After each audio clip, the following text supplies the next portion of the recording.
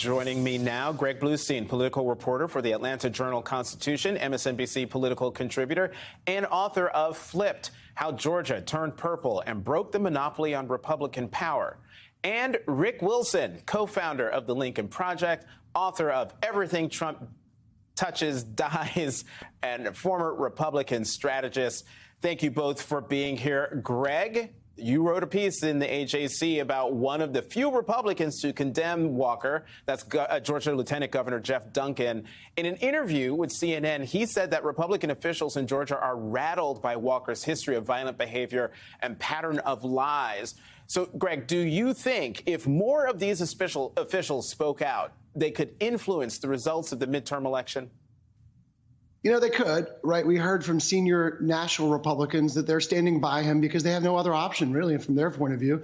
Georgia remains key to the path to Republicans to retake the U.S. Senate.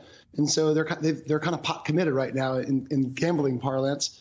It's too late for him to withdraw his name from the ballot, and they're stuck with him. But here in Georgia, you've seen a number of Republicans, if not go as far as Lieutenant Governor Jeff Duncan, they're distancing themselves from him. Governor Kemp will not commit to campaigning with Herschel Walker. He says he supports the GOP ticket, but he won't rush to Herschel Walker's defense. Lieutenant Governor Jeff Duncan, who does not face re-election, has a little bit more leeway. He also was known as an outspoken Trump opponent, so he already has sort of that brand of pushing for a GOP 2.0, a post-Trump vision of the Republican Party. But, you know, you've heard a lot of silence from a lot of key Republican figures here who refuse to stand by Herschel Walker, but also refuse to condemn him.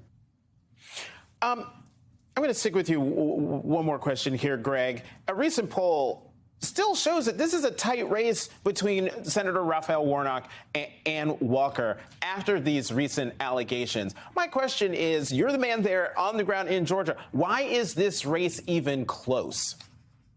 Well, I'd say it's because there's basically three buckets of Republican voters right now. There's a large number of Republicans who don't believe any of these allegations. They think it's all from fake news manufactured by Democrats.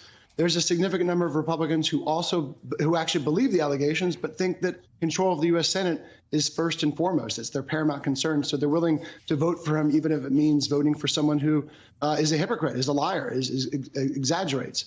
And then there's that third slimmer bucket of voters that actually could decide this election. Those are the Republicans who, even before this, had serious concerns. They were the Republicans who were backing Governor Kemp, but not signaling their support for Herschel Walker. And that could be the deciding factor in this November race. Mm-hmm. All right, Rick. Let's listen to some remarks made by Dana Loesch. So I don't care if Herschel Walker paid to abort endangered baby eagles.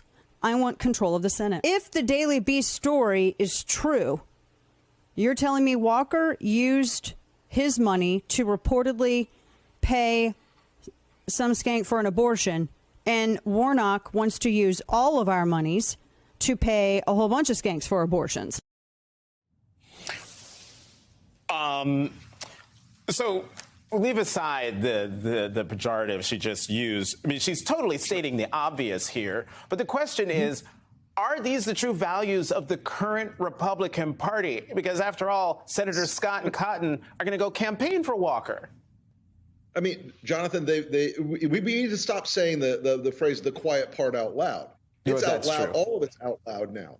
They made a very clear explication of what the value set of the GOP is. They don't care about the issues they use to move certain voters down the ticket. The GOP leadership class and the pundit class and the consultocracy, they are all about the singular goal of victory.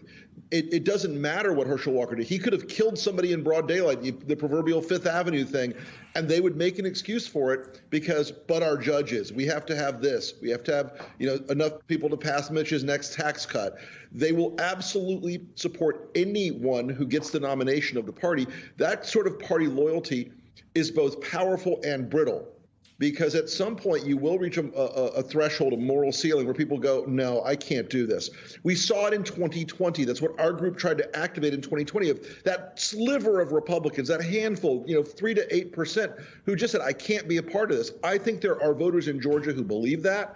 I think there are Republican voters in Georgia, especially in the Atlanta metro area, inside the donut of counties around Atlanta, who are more moderate than the rest of the state's Republican caucus. And you may be able to split voters off of that. And especially because Raphael Warnock is not he doesn't play into the cliche character of the radical far left progressive crazy person that the Republicans would like people to believe. Well, let's keep talking about Senator Reverend Warnock. And I want to talk strategy, because so far, Senator Warnock has refused to attack Walker in light of these allegations. Reporters try to ask him about it, and he pivots hard. Is it a smart move, or should Warnock go on offense? Well, Raphael Warnock is he's following a basic rule of politics. When your opponent is setting themselves on fire, do not come in with a bucket of water. Do not give them something to bridge off of. Every day, in the last week, there's been some new revelation or development in the Walker story, and Walker is fumbling it and falling down all over it, and his people are losing their minds about it. They're firing staff members over it.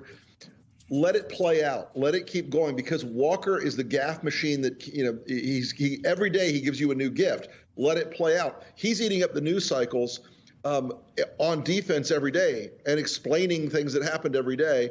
And in politics, when you're explaining, as they notoriously say, you're losing. And last question to you, Greg, in the minute that we have left. As Rick mentioned, they just fired the political director from the Walker campaign. I'm wondering, do Georgia political insiders view this as a campaign in a death spiral? They're very worried. But as you mentioned, polls still show a tight race, and we don't have a really clear picture of where the polls show after these allegations. But a lot of Republicans still think that Herschel Walker will be within striking distance. His underlying concern, though, is he already has a serious credibility issue, and the campaign's not doing enough to try to address that. Even before these lies, exaggerations, falsehoods, conspiracies, all those issues have undermined any sort of defense he's trying to mount against these allegations.